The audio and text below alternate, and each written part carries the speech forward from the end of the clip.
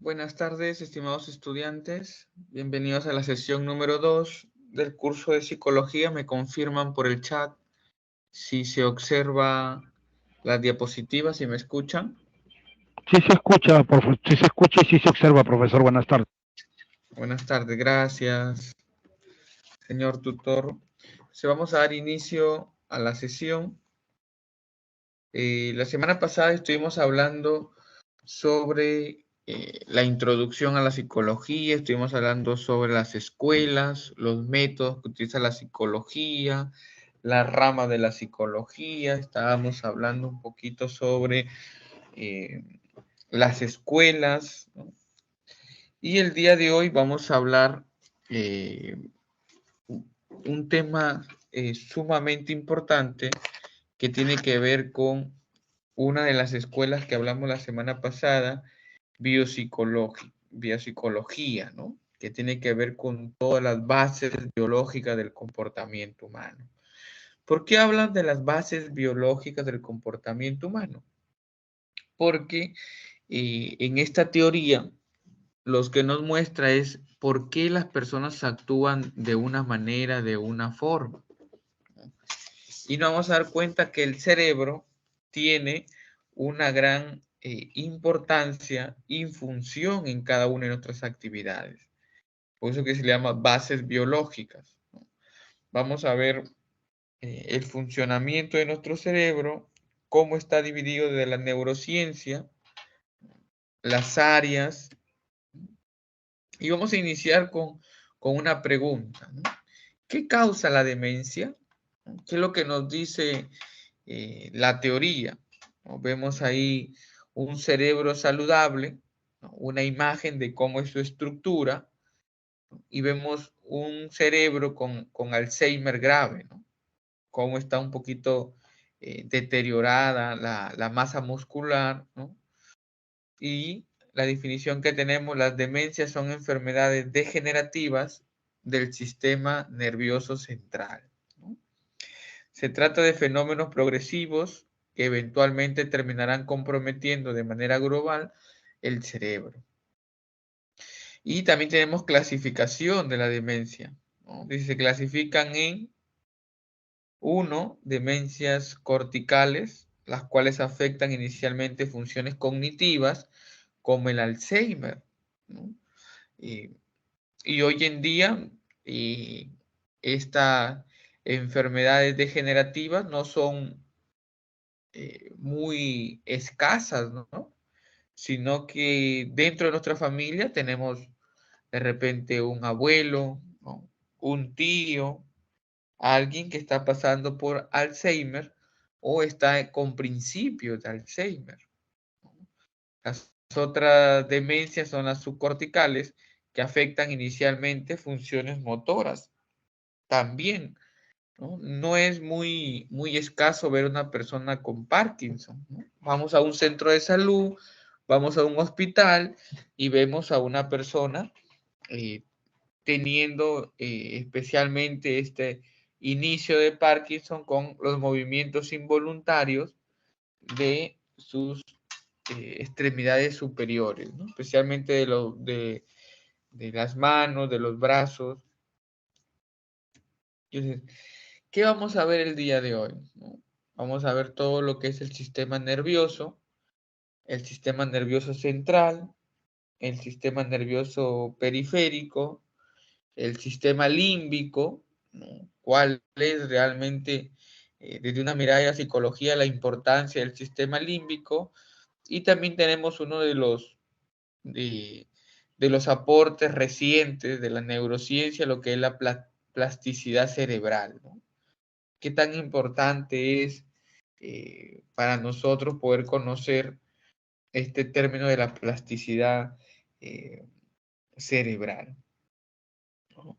Se dice que el cerebro humano, ¿no? Es el órgano más importante y fascinante de nuestro organismo, ¿no?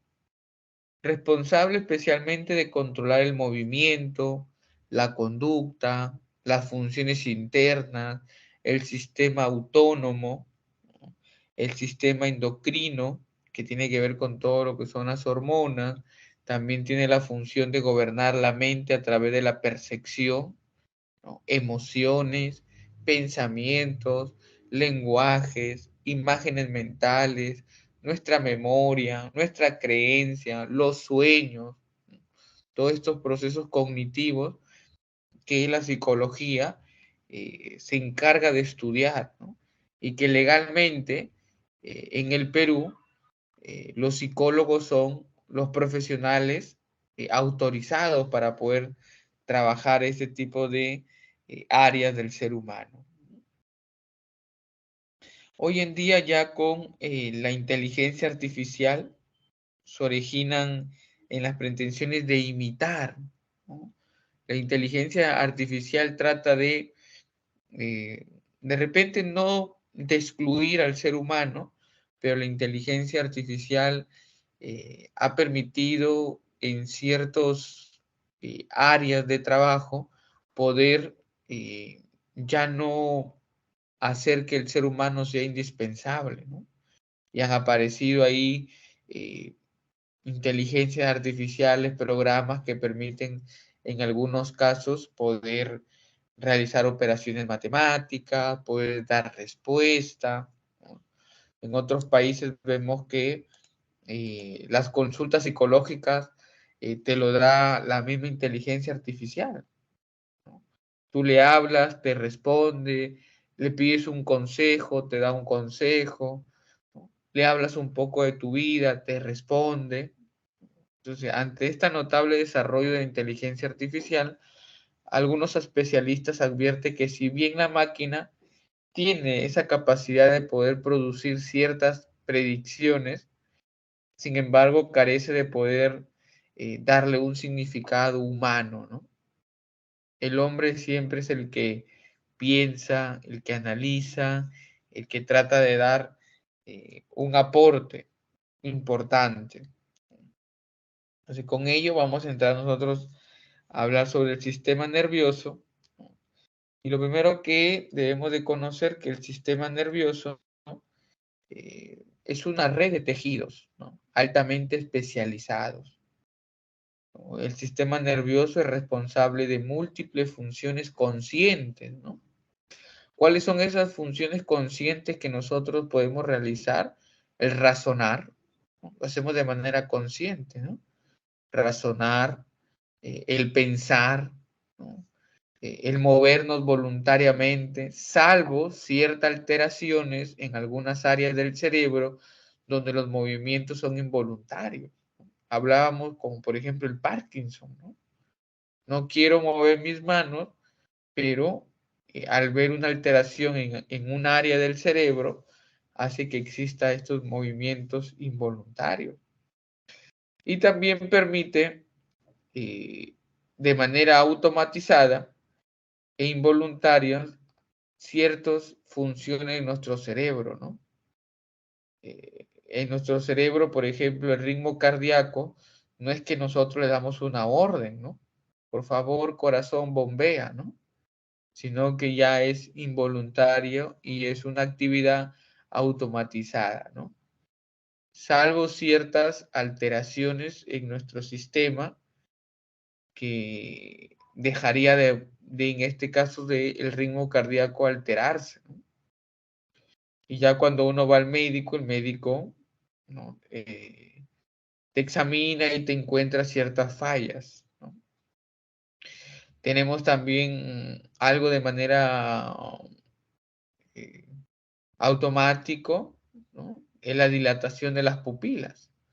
Cuando nosotros ingresamos a una zona oscura, ¿no? Automáticamente nuestras pupilas se dilatan, ¿no? Para poder ver, para poder captar algo.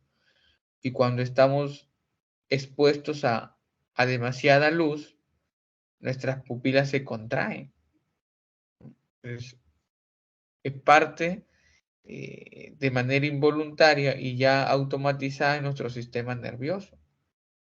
Y el sistema nervioso tiene las células que conforman, tenemos lo que son las neuronas, una de ellas, porque también tenemos las neuroguías, ¿no?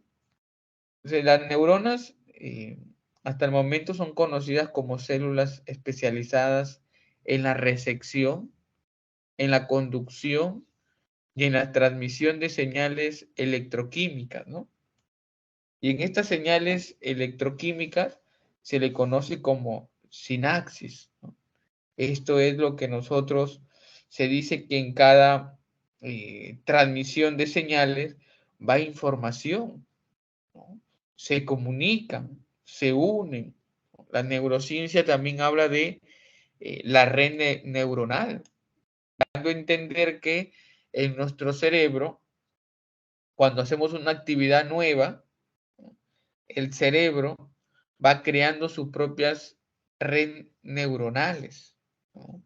Conforme lo vayamos practicando, estas redes neuronales se juntan, ¿no? Se comunican con mayor facilidad. Entonces, y cuando nosotros por primera vez nos van a enseñar a conducir un auto, ¿no? Nos subimos y es como es algo nuevo para nuestro cerebro, ¿no? Estar mirando hacia adelante, al mismo tiempo estar mirando hacia los costados, al mismo tiempo hay que estar alerta con mirando hacia atrás con el retrovisor, ¿no? Con las manos el timón, con los pies el pedal y el freno, y con una mano derecha los cambios para la palanca, ¿no? Y de repente la primera vez el carro se apaga, ¿no? Hasta que empiezan a aparecer estas redes neuronales que a través de las comunicaciones que tienen, ¿no? Permiten de esta manera perfeccionar esta técnica. Y ya se nos hace más fácil y accesible poder tener un funcionamiento, en este caso eh, biomotriz, ¿no? Para poder conducir de la mejor manera, ¿no? Igual sucedía cuando aprendimos a manejar una bicicleta. Es una información nueva para nuestro cerebro. O aquellas personas que han aprendido a nadar. Cuando uno va a natación, y especialmente cuando uno se encuentra en academia de natación, ¿no? ¿Qué es lo primero que te dice? En este caso el profesor te dice, vamos a respirar por la boca y vamos a botar el aire por la nariz. Y normalmente cuando nosotros corremos, es lo contrario, ¿no? Respiramos por la nariz y el aire lo botamos por la boca. Por eso es cuando alguien está aprendiendo a nadar y el profesor empieza a enseñarle la técnica de respiración para natación, algunos se ahogan, ¿no? A otros es como una nueva información para el cerebro. Es como que yo toda la vida cuando juego fútbol, cuando practico básquet, siempre respiro por la nariz y boto el aire por la boca. Pero ahora en la natación me dicen todo lo contrario, que respire por la boca y bote por la nariz. Y al principio es como nos cuesta, ¿no? Nos cuesta, estamos concentrados primero en respirar y luego en bracear y luego en patalear. Por eso que dentro de este aprendizaje, lo primero que te enseñan en natación es, primero coge tu tabla y patalea, ¿no? Es una nueva información para el cerebro. Y también es una nueva destreza que en este caso nosotros vamos a adquirir, ¿no? Y que nuestro cerebro también está teniendo una red neuronal nueva, ¿no? Una nueva red neuronal. Cuando ya nosotros nos hemos acostumbrado a dar pataleo, viene la otra función, que en este caso es el bracear. Y primero como que nos cuesta un poco porque bien pataleamos o bien hacemos braceado. Sin embargo, cuando comenzamos a practicar, el cerebro empieza a acostumbrarse a que cada vez que yo patalee, también al mismo tiempo bracee. Y luego le añadimos lo que es la respiración. Y es una información nueva para el cerebro, ¿no? Patalear, bracear y al mismo tiempo respirar. Y hay personas que quieren bracear y se olvidan de respirar. O por estar pensando en respirar, se olvidan de patalear. Y son esta nueva información que nosotros estamos teniendo en nuestro cerebro y la red neuronal cada vez empieza a crecer y a perfeccionarse, a crecer y a perfeccionarse. Tanto así que de manera simbólica, cada vez que nosotros entramos a la piscina, esa red neuronal rápido se junta, ¿no? Se junta para prepararnos para la natación, porque ya sabemos que tenemos que hacer varias funciones seguidas, ¿no? Flotar, bracear, respirar, patalear, ¿no? Y ahora viene otra, direccionar, ¿no? Entonces ya tenemos que decir al cerebro que cada vez que va a nadar, tiene que avanzar a una dirección. Y para eso tenemos nuestros lentes, ¿no? Ya los lentes también nos permiten estar mirando a la hora que vamos nadando. Porque de repente al inicio nosotros nadábamos sin lente y lo primero que hacíamos era no abrir los ojos porque se nos llenaba los ojos de agua con cloro, ¿no? Entonces, miren cómo el cerebro empieza a construir su red neuronal y las construye a través de la sinapsis, porque a través de ello es que existe esta comunicación de una neurona a otra mediante mensajeros químicos denominados neurotransmisores. Y los neurotransmisores también cumplen una función importante. Cuando entremos a ver más adelante el sistema límbico, vamos a ver algunas estructuras cerebrales como el tálamo, hipotálamo, especialmente que hacen un trabajo relevante con los neurotransmisores. Junto a las neuronas también tenemos otras células llamadas las células neuroglías, ¿no?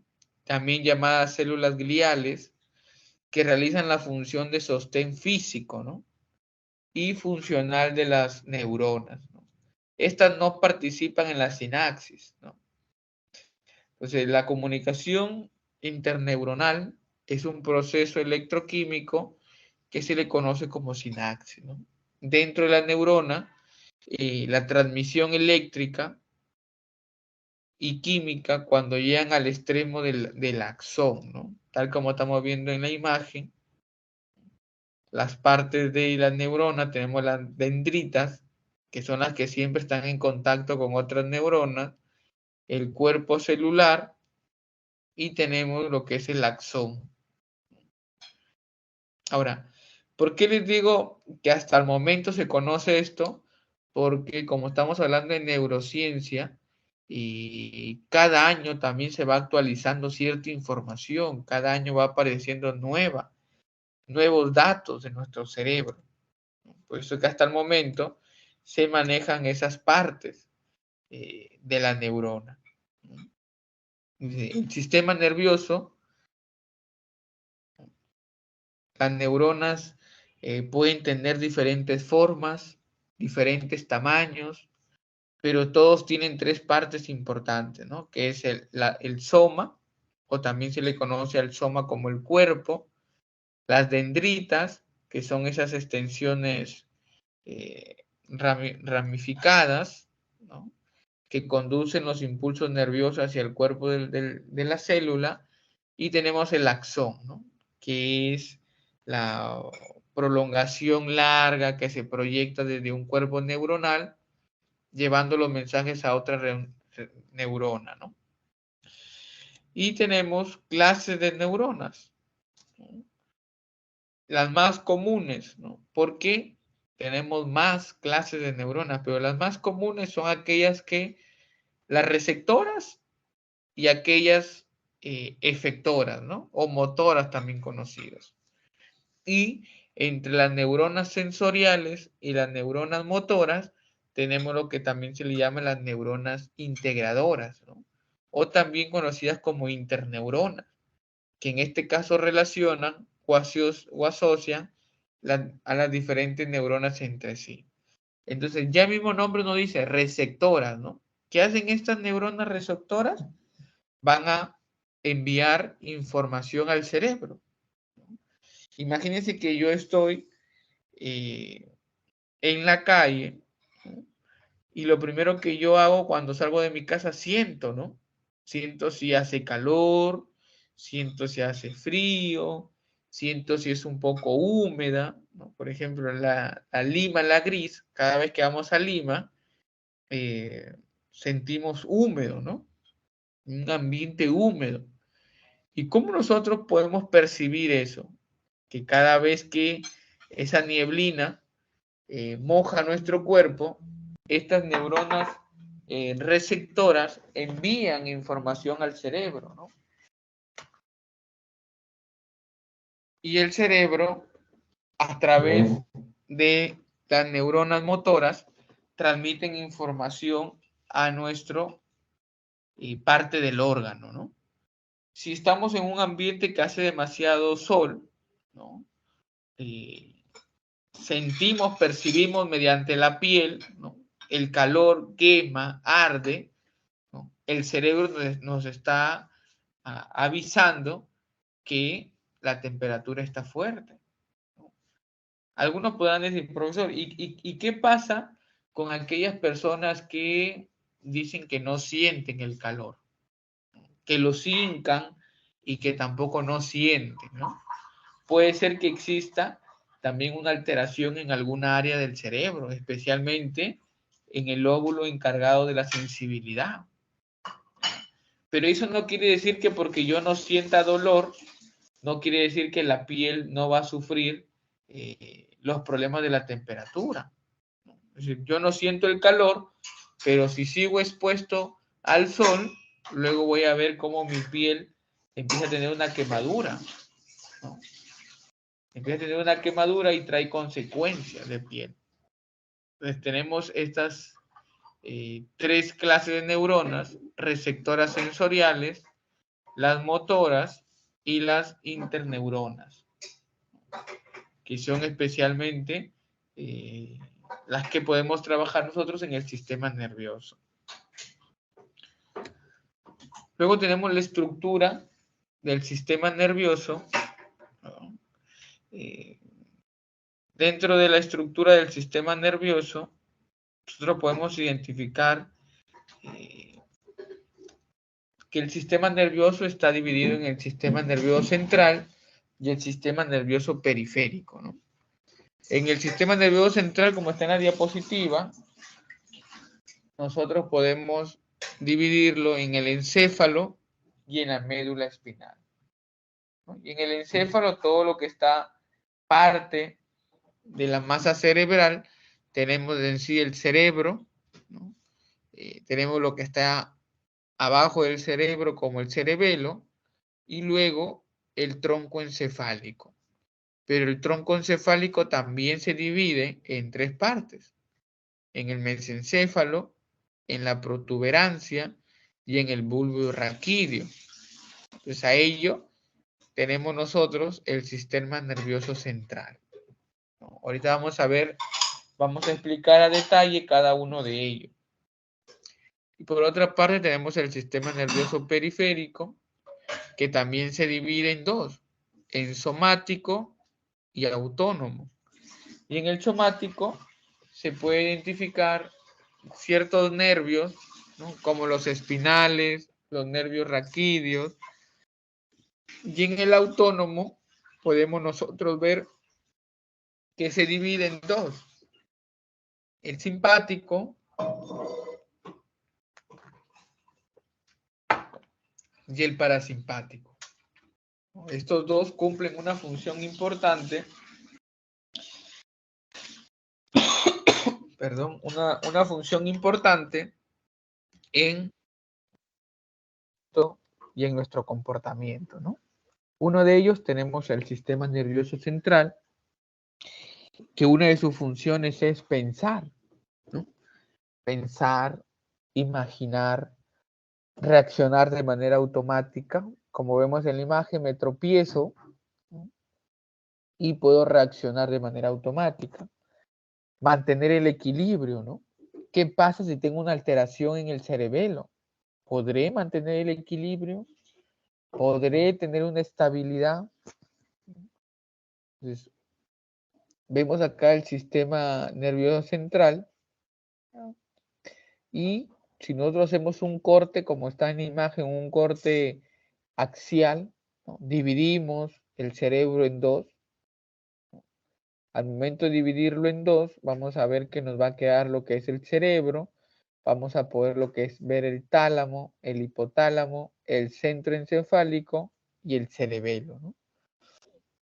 Y luego tenemos en la parte de atrás todo lo que tiene que ver con la médula espinal y el cerebro, el tálamo, hipotálamo, ¿no? Está considerado como el encéfalo.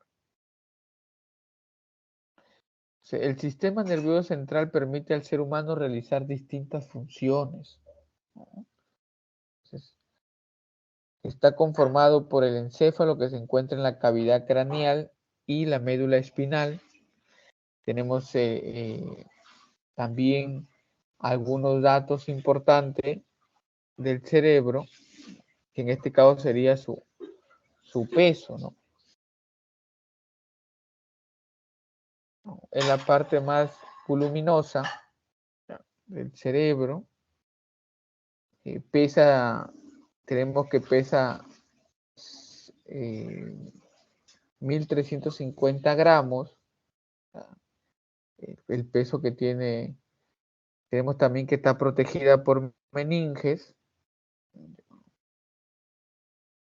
A ver, hay una lámina que está con tiempo, y no permite que se pueda visualizar. A ver.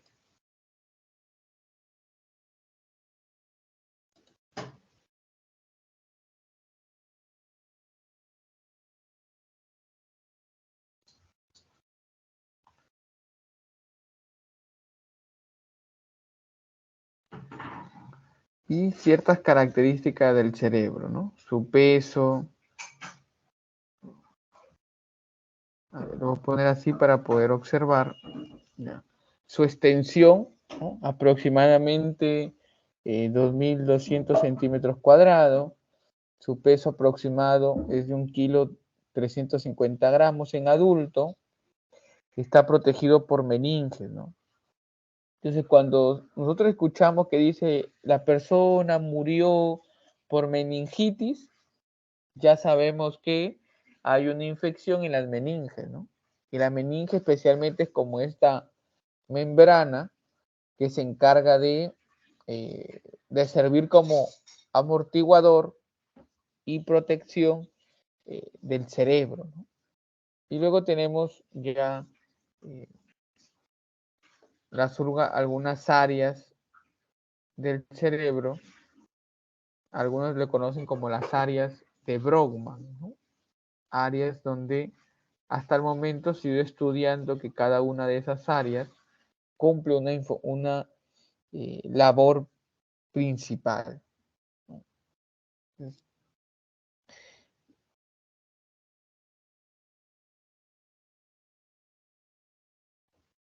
algunos datos también que se manejan es que el cerebro representa el 2% del peso corporal. El cerebro de hombres y mujeres son distintos en masa, ¿no? Dicen que las 3/4 partes es agua del cerebro, ¿no? Algunos datos también dicen que no es cierto que solo usemos el 10% del potencial, ¿no? Hay datos que se van manejando que con el pasar del tiempo ya se van actualizando. Eh, por eso que algunos dicen que existen, ¿no?, más de 10.000 tipos de neuronas, pero nosotros solamente hemos visto 3, que es la que de manera general se le conoce, ¿no? Sensitiva, motora, ¿no? Y estas que unen tanto las motoras como las sensitivas. Dice que envía mensajes desde que recibimos el estímulo hasta que damos respuesta. Se dice que este envío de mensajes a 360 kilómetros por hora, ¿no? Es decir, si yo te peñisco rápido, tú retiras el brazo, por la información que se envía del cerebro. También hay datos que se manejan que el alcohol, y cuando hablamos de alcohol hablamos de licores, ¿no? Que los licores no matan las neuronas, pero sí los vuelve incapaces de poder construir algo, ¿no?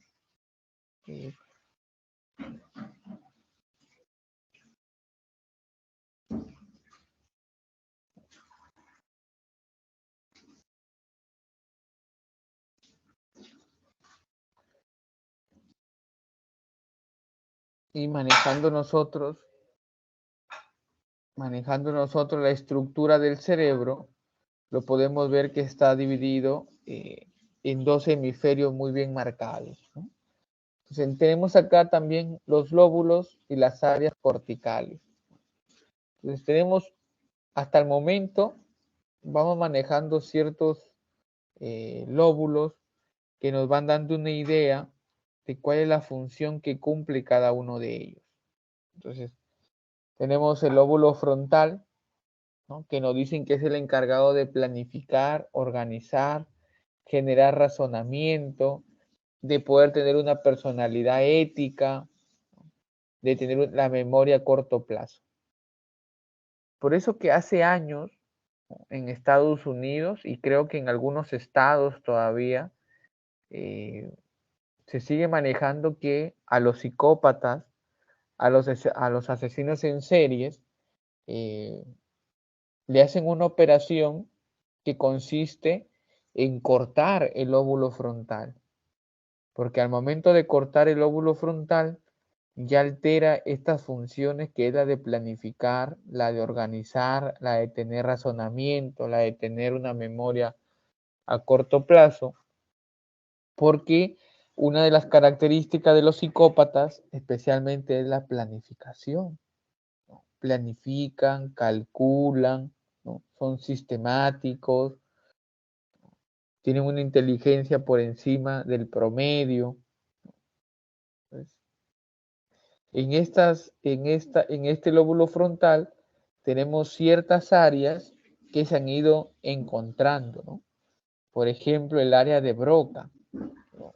Y el área de Broca es un área que se menciona porque hay casos de alteraciones que hasta el momento se siguen manejando. El área de Broca, el centro de articulación del lenguaje. Entonces, ¿qué pasa cuando yo tengo una alteración en el área de Broca? ¿Qué podría pasar? Una alteración en el área de Broca.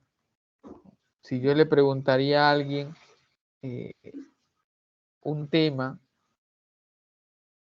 ¿cómo me respondería, no? En este caso, las personas tienen dificultades para poder comprender el lenguaje hablado. Entonces, hay personas que quieren transmitir algo, pero les cuesta poder transmitirlo, ¿no? Por ejemplo, si ellos quieren comunicar un dato importante, hay problemas en el centro de articulación del lenguaje, le puede costar poder dejarse entender.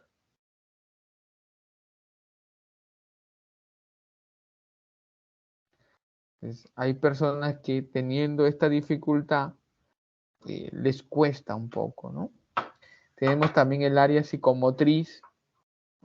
¿Y cuál es el área psicomotriz? Especialmente se encuentra en el lóbulo frontal, ¿no? Entonces, y acá es lo que permite que la persona pueda tener de repente motricidad fina, ¿no? Motricidad fina, ¿qué es? Saber correr.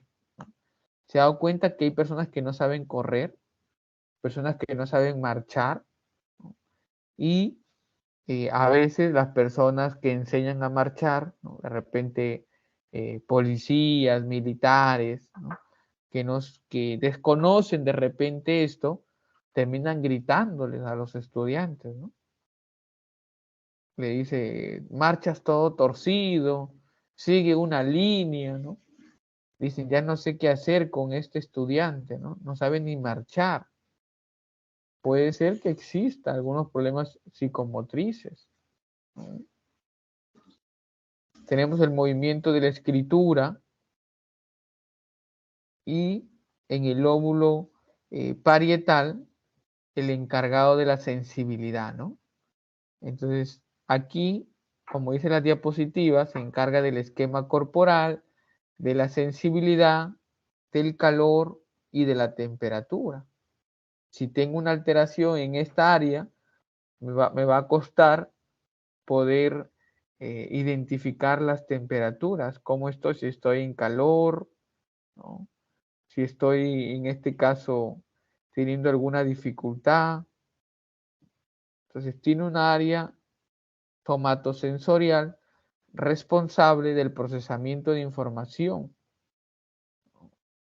que permite el procesamiento del tacto, la presión, la temperatura, el dolor también, ¿no? El lóbulo parietal también es encargado del dolor, encargado de procesar el esquema de imagen corporal, calcular las relaciones espaciales de los objetos, ¿no?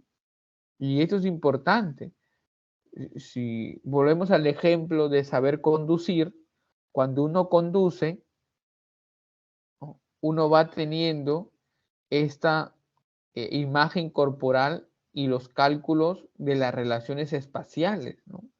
Yo a la velocidad que voy calculando si voy a poder pasar el semáforo en verde o si a la distancia que voy no voy a poder llegar, o hago un cálculo si es que la persona que está pasando a la pista a la velocidad que yo voy lo voy a chocar, lo voy a atropellar, debo bajar la velocidad.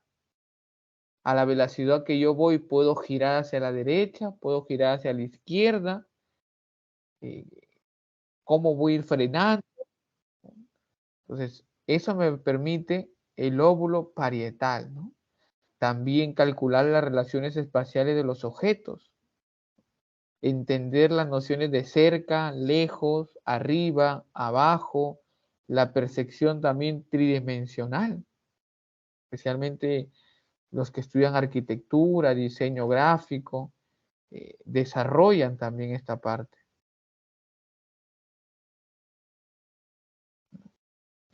Y tenemos nosotros algunos también el área psicosensitiva, ¿no? El área de sensibilidad general, los centros de las comprensiones de las palabras escritas, ¿no? Hay personas que tienen dificultad para comprender en este caso, las escrituras, ¿no? Y no es porque no sepan leer. Existen ciertas alteraciones que a las personas les cuesta, ¿no? Entonces, existe la responsabilidad de la comprensión del lenguaje escrito, ¿no? Una lesión en esta área imposibilita realmente poder localizar ciertas sensaciones. Luego entramos al lóbulo occipital, que como dice la diapositiva, encargada del área psicovisual, ¿no? Del área visual, de procesar imágenes, por ejemplo, como la forma, el color, los movimientos, ¿no? Y cuando ya tenemos alterado el lóbulo occipital, no es que yo voy a comprarme mis mejores lentes, ¿no? Mis mejores anteojos para poder yo poder tener una visión mejor, no, porque ya este es un problema del lóbulo occipital, ¿no? Cuando tenemos ciertas dificultades visuales que no tienen que ver con el lóbulo occipital, con unos anteojos podemos solucionar ese problema. Entonces, en este caso, el lóbulo occipital es responsable de procesar la información visual, ¿no? La forma de un objeto, el color de un objeto, la distancia, ¿no? La profundidad, la luminosidad de las cosas, una alteración en el lóbulo occipital produce una ceguera que está operando, ¿no? Por más que puedan operar todo lo que tiene que ver en los ojos, no podemos recuperar la vista. Luego tenemos el lóbulo temporal, que está de color verde, y el lóbulo temporal encargado especialmente del área auditiva, ¿no? Está especialmente al lado del oído, ¿no? Encargado de el procesamiento de estímulos sonoros, ¿no? Sus funciones están relacionadas con la memoria por su cercanía con el hipocampo, contiene el área de Wernicke, encargada de la comprensión del lenguaje hablado. Una lesión en esta área imposibilita a la persona poder comprender lo que escucha, ¿no? Escucha pero no comprende.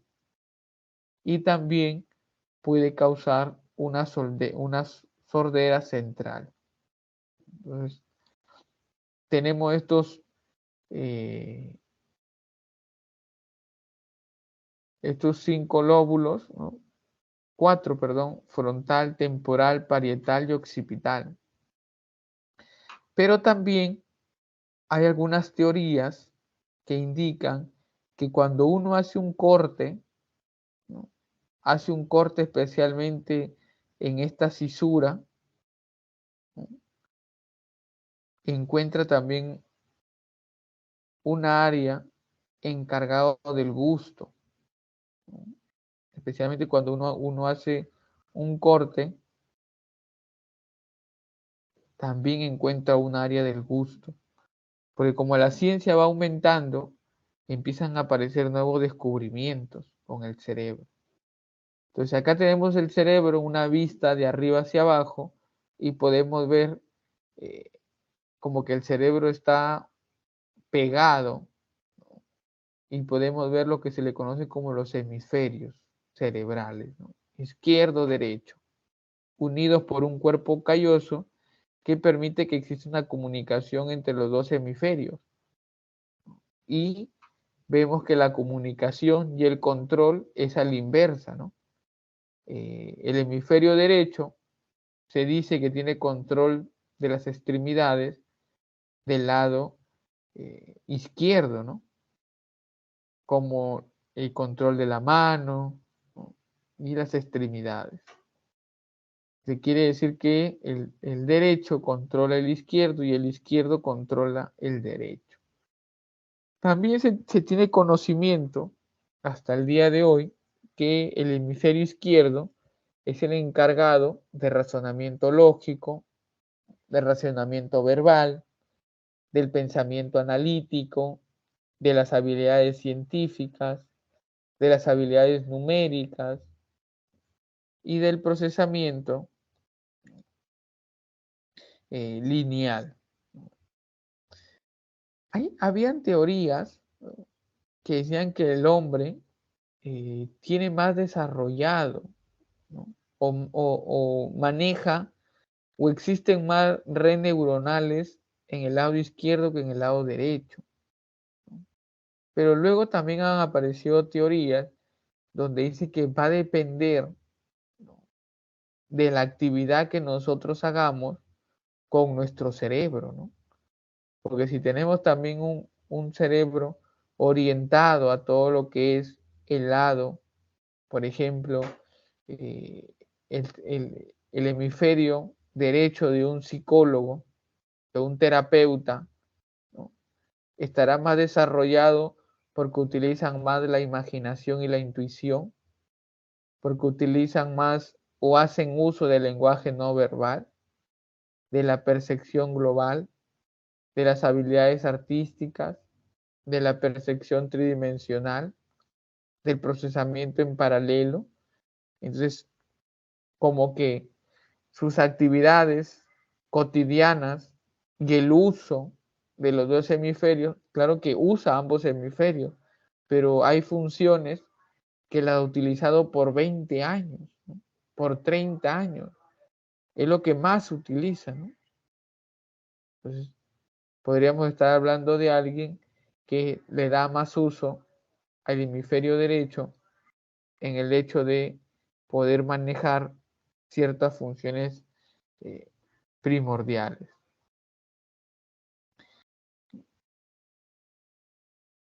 En los hemisferios derechos también tenemos encargado de procesar información perceptiva, interpretar imágenes, gestos, mímicas.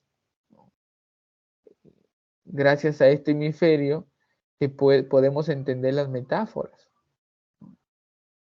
Permite la percepción tridimensional, el desarrollo de tareas espaciales. Podemos nosotros reconocer figuras y posicionamientos en el espacio, ¿no? Poder identificar colores, la imaginación, la creatividad. Y el derecho se caracteriza por procesar información analítica, secuencial, ¿no? Manejan muy bien el paso 1, paso 2, paso 3, la forma lógica, la forma lineal, procesar el lenguaje verbal, interpretar signos lingüísticos, ¿no? En sus componentes semánticos podemos nosotros controlar el lenguaje hablado, el lenguaje escrito, ¿no? El hemisferio izquierdo también nos permite desarrollar ciertas habilidades numéricas, ¿no? Cálculos, análisis matemático, solución de problemas, control de emociones. Por eso que cuando ponemos la forma, ¿no?, de conducirse, por ejemplo, de un ingeniero civil que está todo el tiempo pensando en cálculos, en números, ¿no?, con un psicólogo terapéutico, tienen dos estilos distintos, ¿no? Dos estilos de conversar, dos estilos de manejar las situaciones, dos estilos de abordar ciertas situaciones. Entonces, y entramos a uno de los algunos de los estructuras del cerebro, como tenemos el cerebelo. Cerebelo que se encuentra ubicado en la parte inferior del cerebro. Tenemos que el cerebelo está situado debajo del lóbulo occipital y del temporal, ¿no? Por ahí está, atrás del tronco cerebral. Entonces, se dice que regula el movimiento voluntario, ¿no? Controla el tono muscular, la intensidad de contracción para mantener la postura. Entonces, vemos ahí las personas en marcha. Entonces, cuando yo tengo el tono muscular controlado, me dan un vaso de agua y yo no lo voy a romper el vaso, ¿no? Porque voy a tratar de, si ya sé que es un vaso de plástico, no lo voy a aplastar, porque al aplastarlo voy a derramar todo el agua. Entonces voy a poder tener ese control. Pero ¿qué pasa? Una alteración en el cerebelo, no voy a poder controlar el tono muscular, la intensidad, la contracción muscular, no voy a poder sostenerlo. También coordina la ejecución de movimientos con facilidad y precisión, ¿no? Entonces, si alguien te dice, por favor, alcánzame ese objeto que está, ¿no?, a metro y medio, uno va a poder tener esa facilidad de poder dirigir su brazo, obtener el objeto y poder entregárselo a alguien. Daños en el cerebelo va a causar movimientos descoordinados, dificultad para aprender la secuencia de movimientos,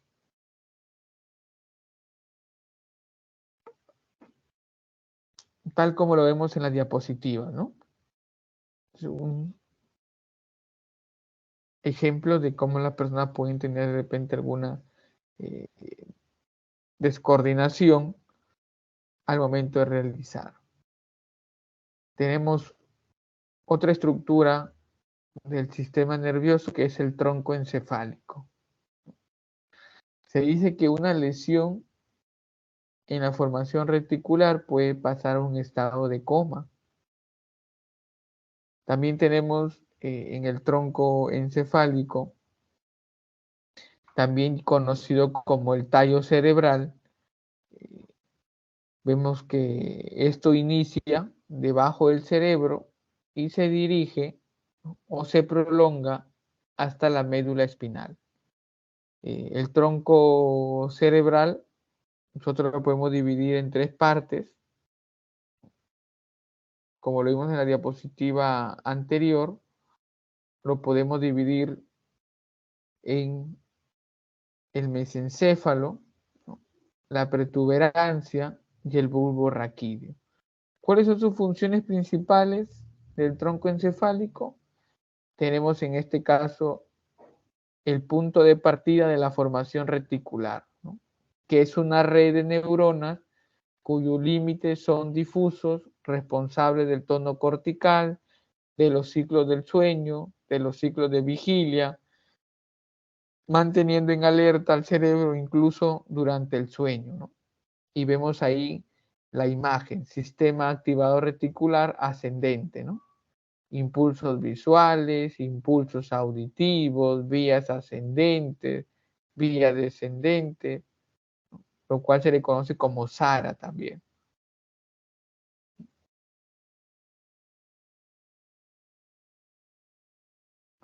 Y luego tenemos la información que se envía del cerebro. Tenemos el sistema activador reticular descendente, ¿no? Mantiene el tono cortical, sube y baja el tono de los sistemas sensoriales motores. Y entramos al sistema nervioso periférico. Acá tenemos nosotros 4 tipos de nervios espinales. Tenemos lo que es, en este caso, el cervical. Tenemos los nervios cervicales, los nervios torácica, lumbar, sacro, ¿no?, y un nervio coxigeas, ¿no? Acá tenemos distribuido y la importancia de cada uno de ellos. También tenemos los nervios craneales, ¿no?, que recuerdan que hablábamos del tronco cerebral y cómo es que se divide, ¿no?, mesencéfalo, protuberancia, bulbo raquídeo. Y cada nervio cumple una función importante, ¿no? Tenemos el nervio facial, que ya el mismo nombre nos dice de qué se va a encargar, ¿no? Una alteración en el nervio facial, estaríamos hablando de lo que se le conoce como parálisis facial, derrame facial. Tenemos el nervio óptico. El nervio óptico, tenemos el nervio oculomotor, que permite especialmente poder mover los ojos de manera ascendente, descendente, izquierda, derecha. Una alteración no nos va a permitir. Tenemos también el nervio glosofaringeo, ¿no? Una alteración no nos va a permitir hacer movimientos, ¿no?, en la lengua. Tenemos también el auditivo. Entonces, ciertas alteraciones en este sistema de los nervios craneales va a traer dificultades al momento de poder desarrollarnos en nuestra vida cotidiana. Y entramos al sistema nervioso parasimpático y simpático, ¿no? Estos dos nos hablan del sistema autónomo. Entonces, tenemos el parasimpático,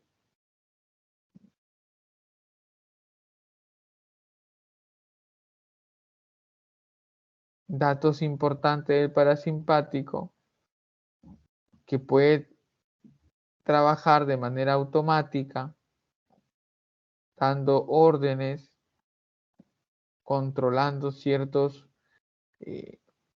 datos, ¿no? Componentes autónomos. ¿Y cómo nosotros podríamos diferenciar entre, de repente, el sistema nervioso autónomo y el somático, ¿no? O el periférico? Entonces, hay datos que nosotros podemos recoger que el sistema nervioso somático controla los movimientos voluntarios del músculo de la cara, ¿no? Sin embargo, en el autónomo controla las acciones involuntarias de los órganos, como las glándulas internas, ¿no? Como los latidos cardíacos, ¿no? El ensanchamiento o el estrechamiento de los vasos sanguíneos. El sistema nervioso somático está compuesto por 12 pares craneales y 31 pares de nervios espinales. Tenemos que, en este caso, el simpático, generalmente conocido como el excitador también, ¿no? Simpático, el excitador, y tenemos el sistema parasimpático, conocido como el encargado de almacenar y conservar la energía, ¿no? Propia del reposo. Y vamos a ver, si uno es el excitador y el otro conserva la energía, ¿qué pasa? Entonces, cuando se dilata la pupila, como es excitador, tenemos el simpático, ¿no? Cuando se contrae la pupila, está funcionando en este caso el parasimpático. Cuando hay una inhibición, ¿no? Se inhibe la salivación, tenemos el simpático en función. Estimula la salivación, tenemos el parasimpático. Estrecha las vías respiratorias, el parasimpático. Y no es que nosotros ordenamos, no es que yo diga, estréchense las vías respiratorias, sino que esto actúa ya en defensa de nosotros, ¿no? Se relajan las vías respiratorias. Empiezan a disminuir el latido cardíaco, el parasimpático. Incrementa el latido cardíaco, ¿no? Hay actividades que nosotros realizamos que incremente el latido cardíaco, ¿no? Yo acá estoy tranquilo, pero de repente sucede algo en mi casa y me mantengo alerta y salgo corriendo. Para poder correr, necesito que los latidos cardíacos aumenten.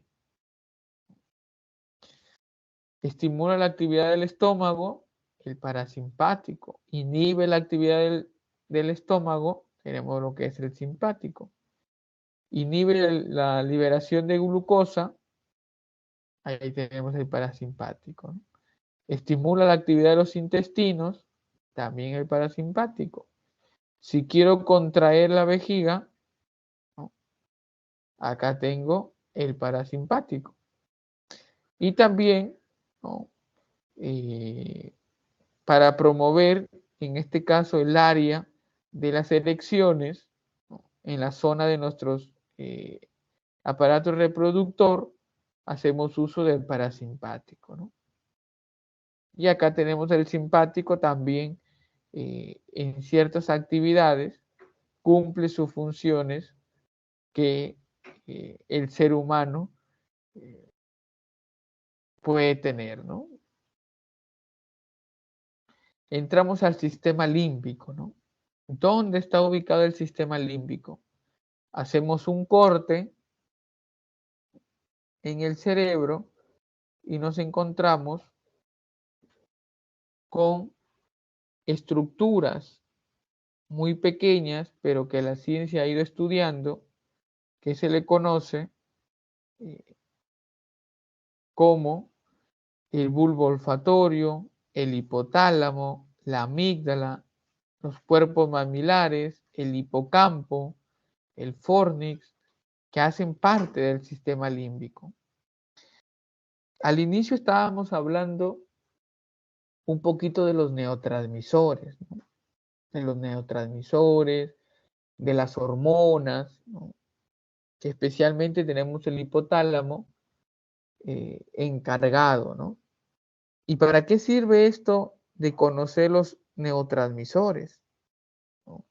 Y también ciertas hormonas, porque cuando estamos pasando por momentos difíciles, ¿no? De estado de ánimo, y uno va al psiquiatra, el psiquiatra te medica, ¿no? Si estoy pasando por un trastorno de depresión, hay ciertos neurotransmisores como dopamina, la norepinefrina, ¿no? eh, que permite, ¿no?, la disminución o la alteración, ¿no?, de nuestra energía. Y cuando uno va al psiquiatra, el psiquiatra, si tienes un trastorno de ansiedad, te medica, ¿no?, ciertas sustancias que va a permitir, ¿no?, una inhibición o un aumento de ciertos neurotransmisores para poder mantener el equilibrio. Dice que el tálamo recepciona información de los sentidos, excepto del olfato, ¿no? El hipotálamo encargado del equilibrio, ¿no?, homeostasis, pero genera el equilibrio mediante las hormonas, ¿no? Segrega las hormonas, el hipotálamo, ¿no?, que debería segregar las hormonas de acuerdo al funcionamiento que yo estoy realizando. Y tenemos la amígdala, que no es la que tenemos en la garganta, ¿no?, sino amígdala, una estructura que tenemos en el cerebro, ¿no?, encargada de la memoria emocional, ¿no? Memoria emocional, donde quedan registrados todos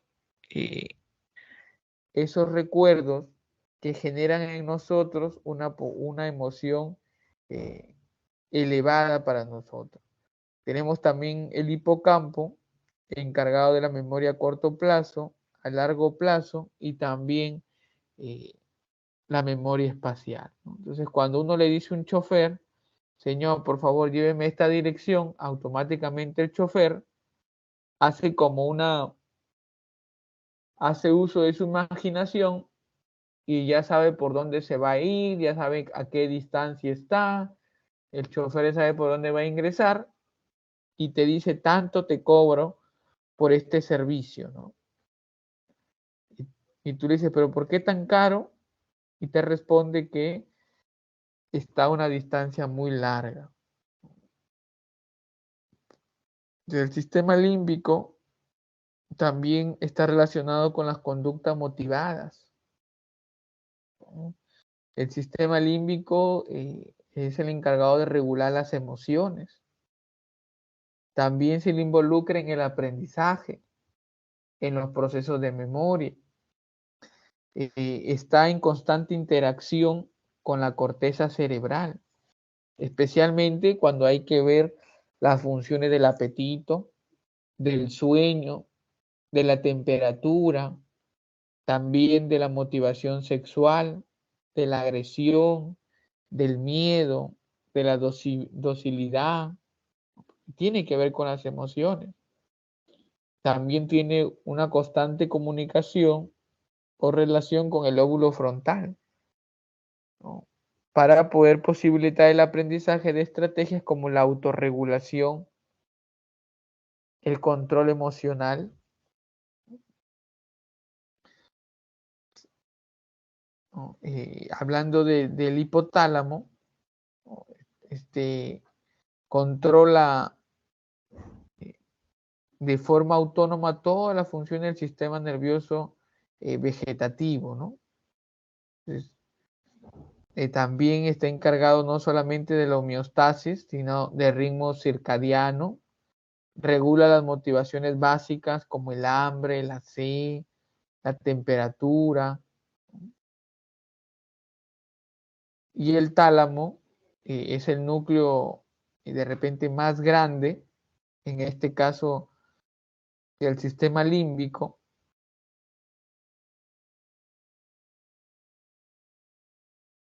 y encargado netamente de regular las emociones, ¿no? Sistema límbico encargado de regular las emociones. Y luego hablamos de la plasticidad cerebral, ¿no? De esta capacidad que teníamos o que tenemos en nuestro cerebro, pero que no nos habíamos dado cuenta por muchos años, ¿no? Entonces, la plasticidad cerebral, o también conocido como la neuroplasticidad, hace referencia a los procesos de cambio en estructura y función del sistema nervioso, ¿no? Entonces, es una propiedad intrínseca del tejido nervioso que ocurre en todos los niveles de organización, desde el genético hasta el conductual, ¿no? Entonces, y en pocas palabras, ¿a qué hace referencia la plasticidad cerebral, ¿no? Es esta capacidad que tiene el cerebro para poder cambiar como función de la experiencia, en particular para compensar las pérdidas en el tejido cerebral causada por una enfermedad, ¿no? Hemos perdido tejido cerebral debido a una lesión o una enfermedad, ¿no? De repente una bala en el cerebro, ¿no? Permite esta plasticidad poder, ¿no?, compensar tejidos cerebrales, ¿no? El cerebro, en este caso, ha evolucionado para responder y adaptarse al medio ambiente, ¿no?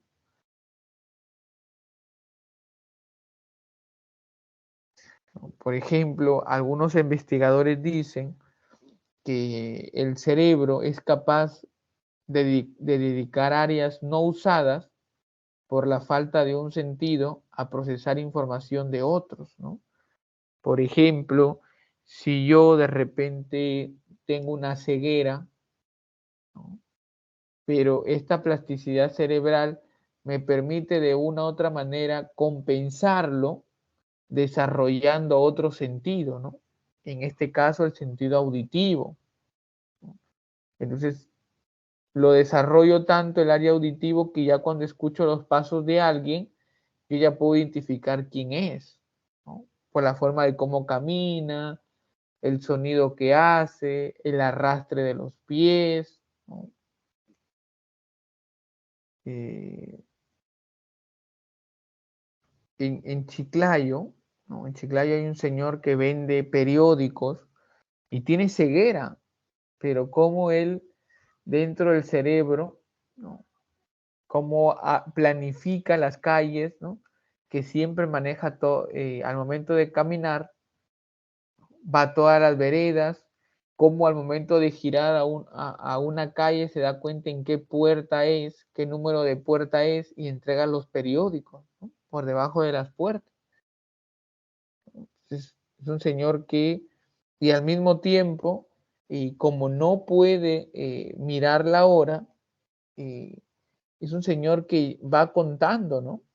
Me imagino que en su casa preguntará a la hora que sale, ¿no? ¿Qué hora es? 5 de la mañana, ya. Y la gente, la población de Chiclayo, cada vez que lo ve, lo saluda, ¿no?, y le pregunta la hora. Y la hora coincide, ¿no? De repente no exacto, pero con un margen de 3 minutos, 4 minutos, pero ahí va, ¿no? Y va llevando el control, ¿no? Y al mismo tiempo va llevando, va manejando, en este caso, la distribución espacial, ¿no? Para saber en qué esquina voltea, saber que una vez que voltea, a la persona que le tiene que entregar el periódico, en qué puerta está, ¿no? Yo una vez le pregunté si alguna vez se había equivocado de puerta, ¿no? Y me dijo que durante los años que se encargaba de vender periódicos, no se había equivocado, ¿no? Entonces, esta capacidad de plasticidad del ser humano para poder compensar ciertas áreas donde no usamos, permite en este caso al ser humano desarrollar otras áreas que, eh, o perfeccionar algunas áreas con la finalidad de poder compensar, ¿no?, otras.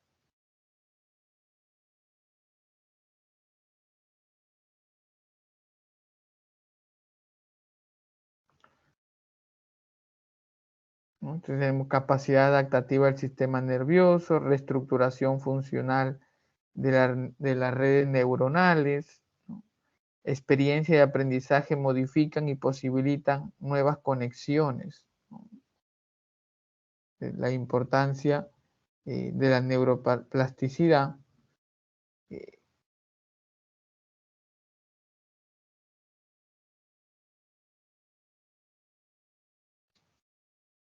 y vamos a entrar a las preguntas, ¿no? Para ir validando cierta información. Ahí tenemos la primera pregunta, ¿no?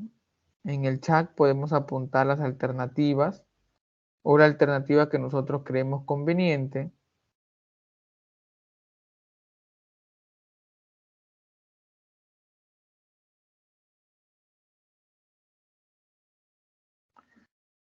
¿Ya? No tengan vergüenza equivocarse, ¿no? Ustedes pueden colocar la alternativa que deseen.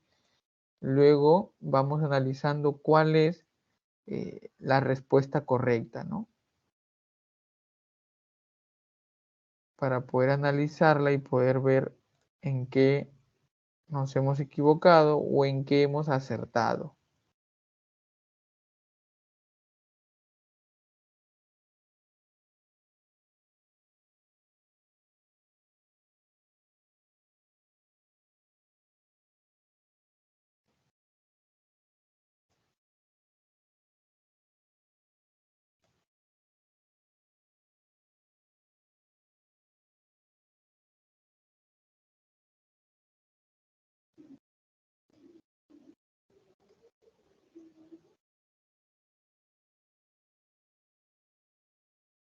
A ver, acá el compañero, la compañera Flavia dice que es la C.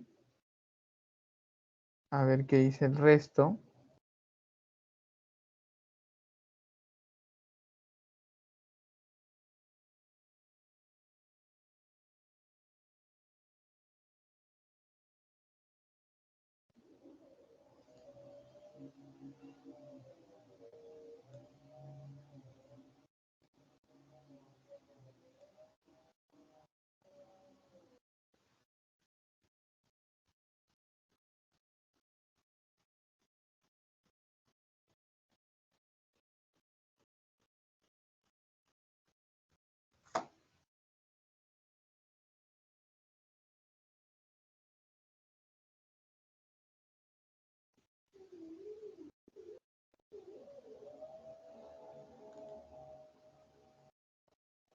Sí, coloquen las alternativas que creen que es la correcta.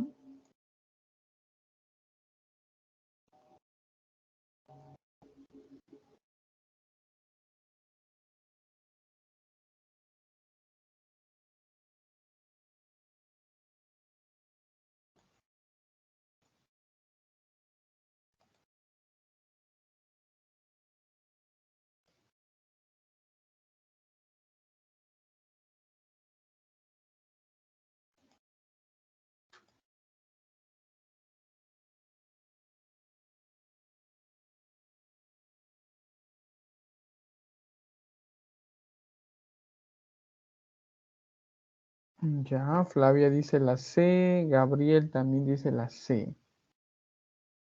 Vamos a ver.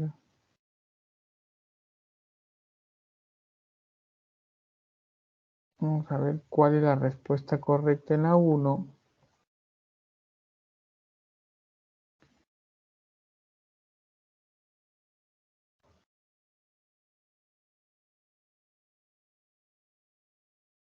¿No? Lo dice, este sujeto sufrió un accidente, una barra metal le atravesó la mejilla izquierda pasando por detrás del ojo de ese mismo lado hasta perforar el segmento inferior del área prefrontal de un cerebro. Increíblemente sobrevivió.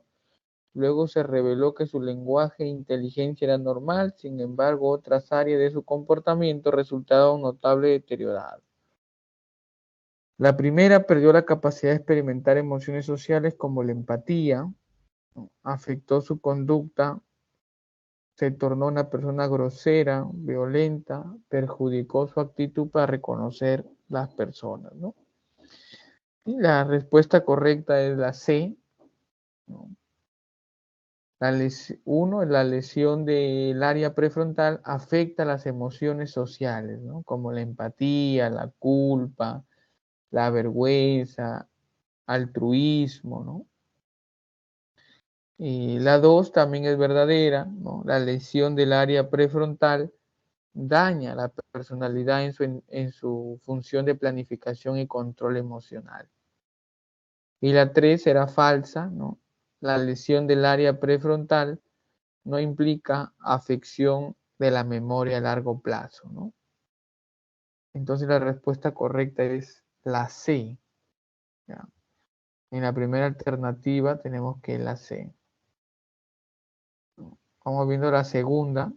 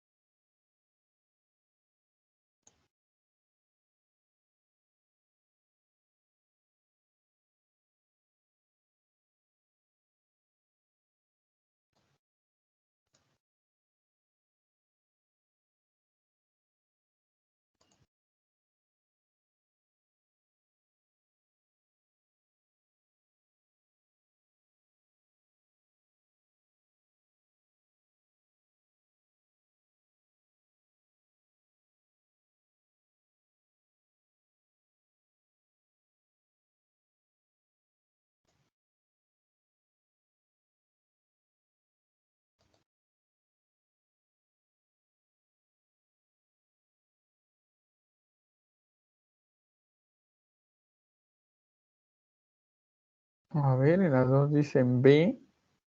Ahí tenemos dicen que es la B. Vamos a... El famoso neurólogo reveló un mapa sobre el cerebro humano en el cual identificó 52 áreas con sus respectivas funciones distribuidas en 4 lóbulos corticales. Señale la alternativa que comprenda las proposiciones correctas implicadas en el funcionamiento del lóbulo temporal, ¿no? Recordar los nombres de las capitales de los países de Europa, comprender el texto sobre un artículo de física cuántica, identificar el paso de una ambulancia por el sonido de su sirena y realizar la acción de la señal de la cruz al pasar por una iglesia católica, ¿no? A ver, vamos a ver cuál es la alternativa correcta.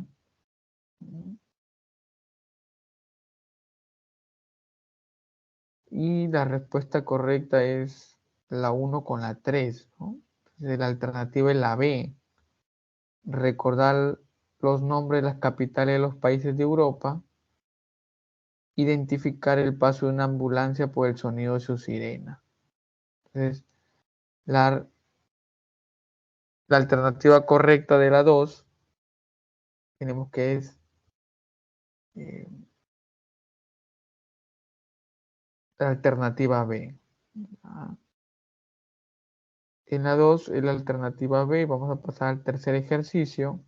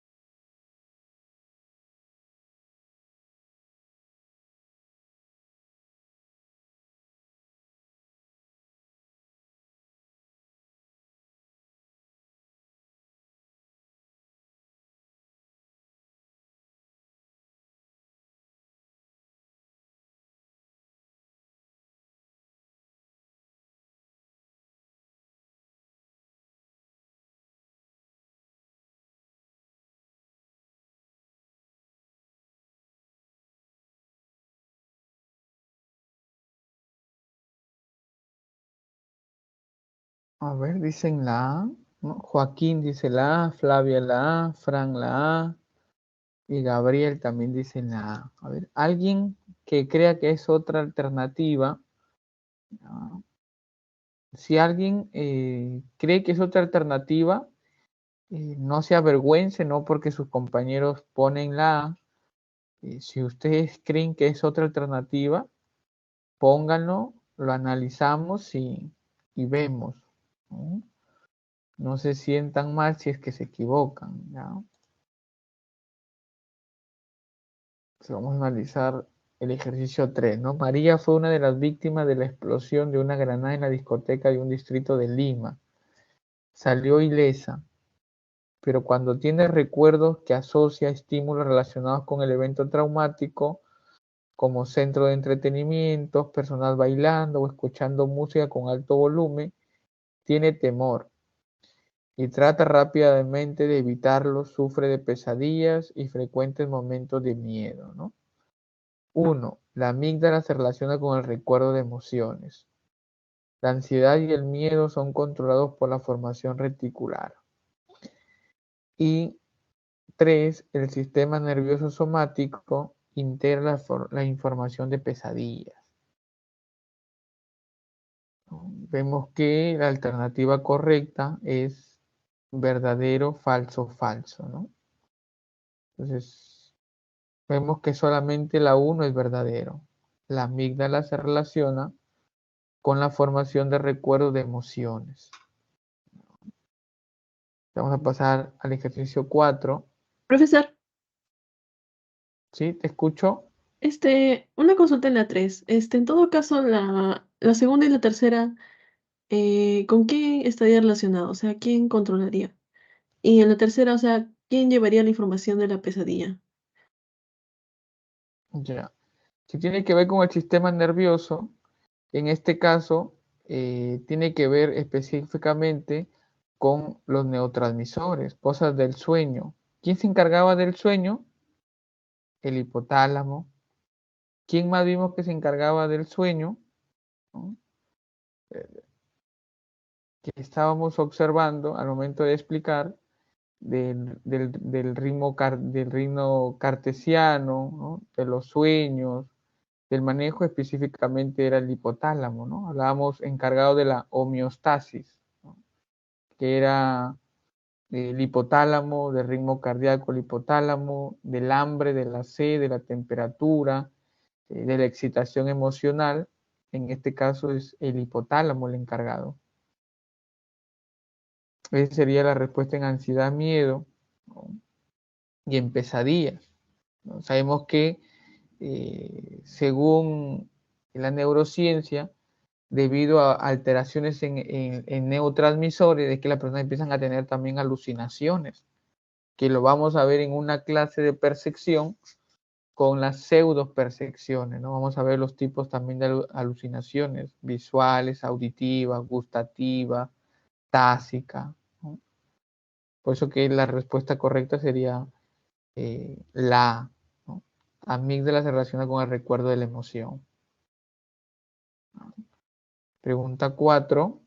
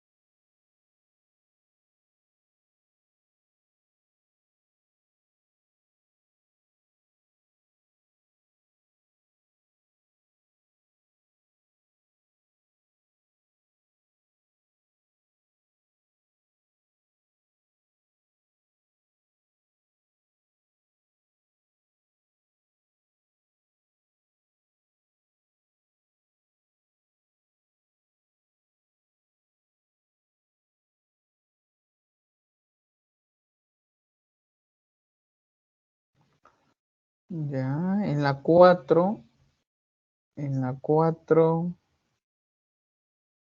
no es la B ni la C. Ya. La 4 no es la B ni la C. A ver, ¿qué otras alternativas ustedes escogerían?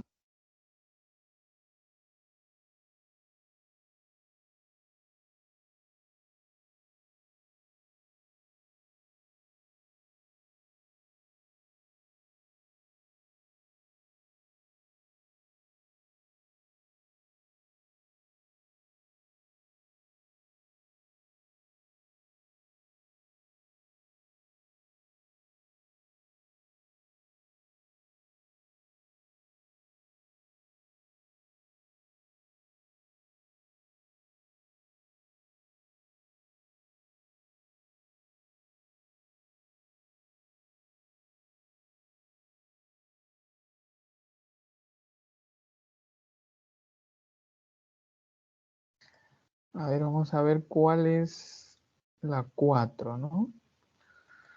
¿Qué tenemos? La formación reticular es un conjunto de núcleos y fibras nerviosas en forma de red ubicadas en el tronco encefálico, implicada en la activación de diferentes estructuras del sistema nervioso central, asumiendo competencias específicas, ¿no? Identifique las proporciones que aluden a funciones y tareas, ¿no? Uno, regula ante un estado de fatiga el esfuerzo consciente para continuar estudiando, ¿no? Si vemos que esa es verdadero. Y luego la 4 genera el nivel de intensidad del impulso para la regulación de la ansiedad. También sería verdadero, ¿no? Entonces, interpretar la información de los estímulos que llegan por vías aferentes de la corteza, tenemos que es falso y la 3 también es falso. Entonces la respuesta correcta es la E, ¿no? Porque la formación reticular es considerada un generador de la energía necesaria para el funcionamiento del sistema nervioso, ¿no? Un generador de energía necesaria. Por tanto, regula la atención, dosifica también el esfuerzo del procesamiento cognitivo, incluso los estados afectivos al intensificar o disminuir tanto la ansiedad como la tensión. Por eso que la respuesta correcta sería la E. Vamos con el ejercicio 5.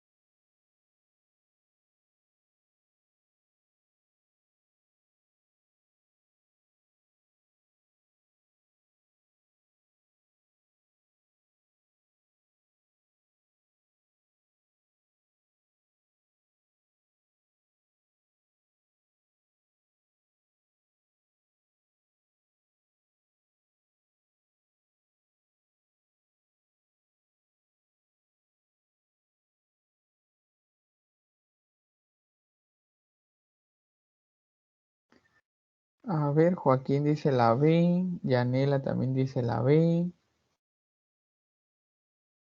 A ver, la respuesta, no es la B. La respuesta correcta no es la B de las 5, no es la B. A ver, si no fuera la B, ¿qué otra alternativa cogen? Fran y Evelyn dicen la D, dicen, ¿no? El que dice Shakira con su canción Monotonía. Expresan su vivencia acerca de aquel periodo crítico que sufrió por la separación de su expareja. Esta canción con su mensaje recuerda cómo esa relación fue increíble en el pasado y que de alguna manera todavía siente algo por él.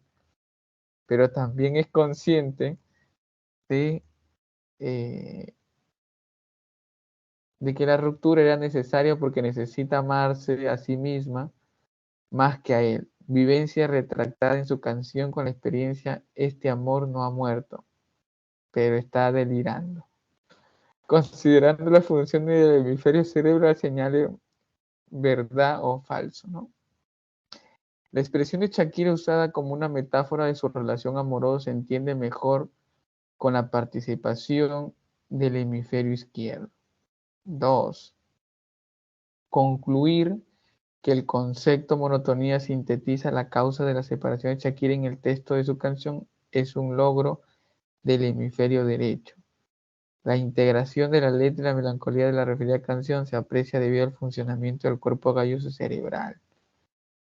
La respuesta correcta es la letra 5, es la D, ¿no? Falso, falso, verdadero. Entonces, la respuesta correcta es la D en ejercicio 5.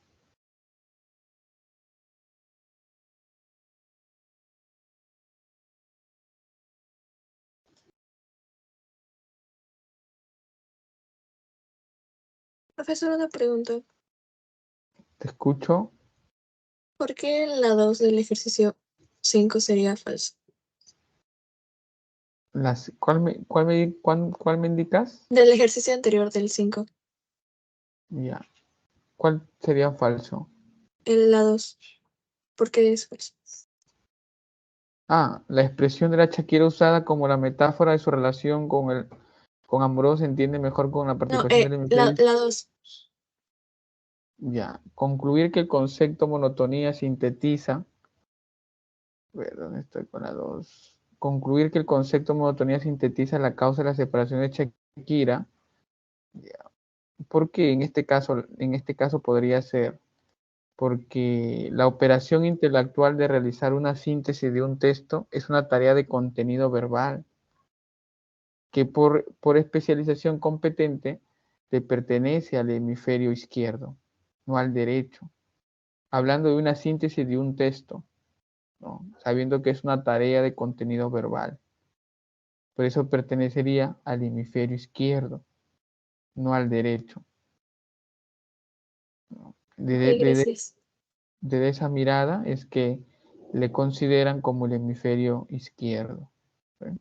Entramos al ejercicio 6.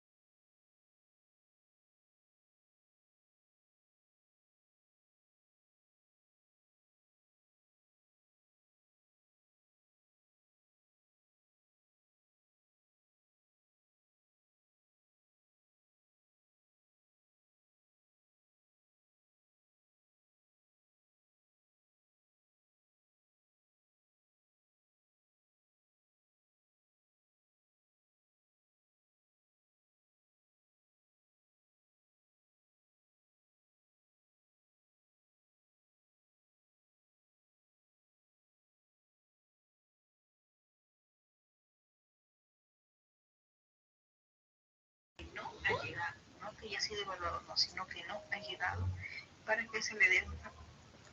Vamos a la pregunta 6, ¿no? Por acá me dice, ¿cuál es la diferencia entre área prefrontal y corteza prefrontal?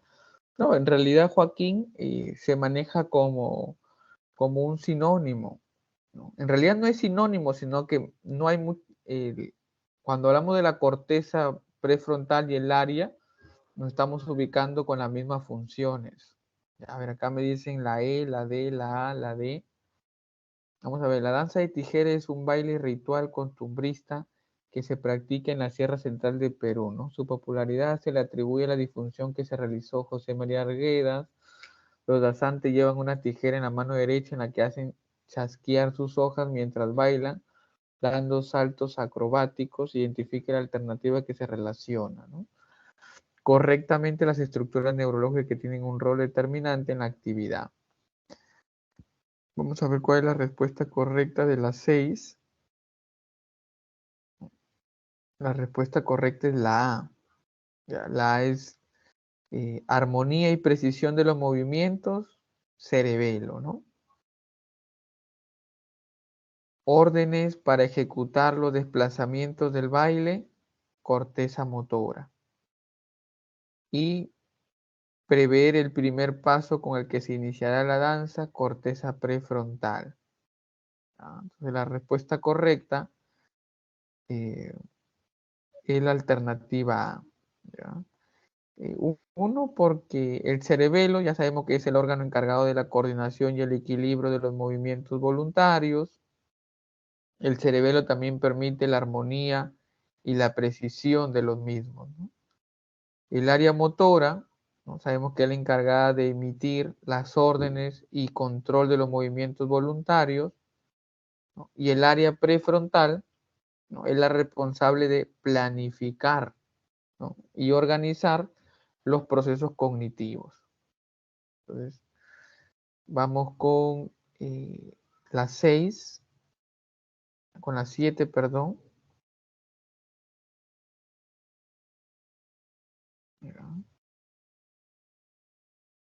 Vamos con la 7.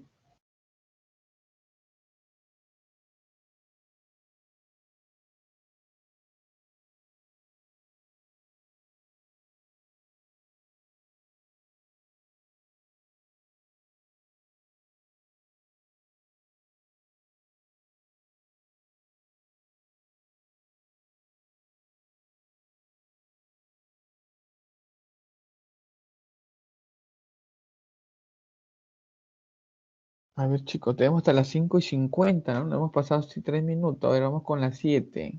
Carlos sufre el ataque de un perro al pasar por un parque, ¿no? Desencadenando una reacción de lucha o huida, ¿no? Una respuesta fisiológica frente a una amenaza, produciendo dilatación de pupila, aumento del ritmo cardíaco, frecuencia respiratoria y de adrenalina, ¿no? La estructura neurológica relacionada es,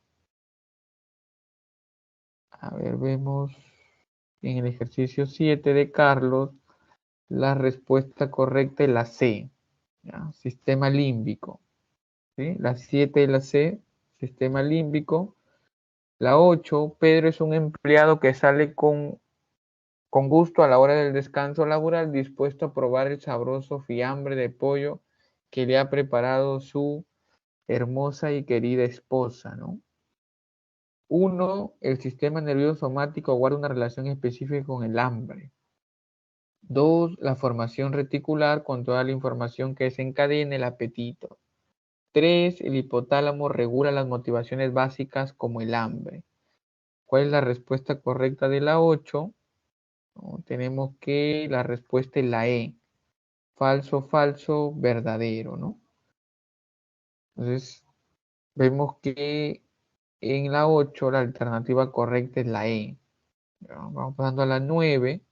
Javier, después de cumplir los 60 años de edad, se le ha presentado frecuentes dolores en la rodilla. Incluso cuando hace un esfuerzo con las piernas, siente unos crujidos o chasquidos en esta zona. 1, el tálamo integra la sensación de dolor que viene de los receptores periféricos. 2, el hipocampo controla la sensación de dolor de los miembros inferiores. Y 3, la formación reticular se relaciona con la respuesta emocional al dolor. En la 9, la respuesta correcta, tenemos que es la letra B, ¿no? Verdadero, falso, falso. La única verdadera es la primera. El tálamo integra la sensación de dolor que viene de los receptores periféricos. Y la última, la 10, ¿no? No la tengo la 10, pero es la letra D. Ya, creo que ustedes tienen la 10, ¿verdad? Sí. Chicos, ustedes sí tienen la pregunta 10, ¿verdad? Creo que sí les dan en sus Sí, Sí, módulos. profesor. Ya, entonces la respuesta correcta de la 10 es la D. Ya. Y nos estamos viendo el próximo viernes, chicos. Buen fin de semana. Por favor, a profesor, estudiar, a coordinar.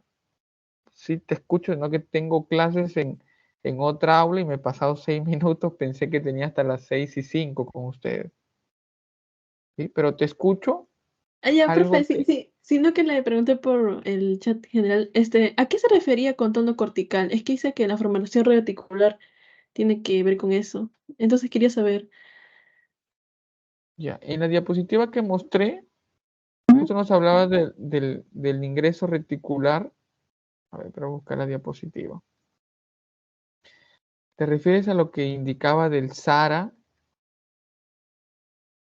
Sí, que tiene que ver con el tono cortical. No, no entiendo mucho ese término de tono cortical.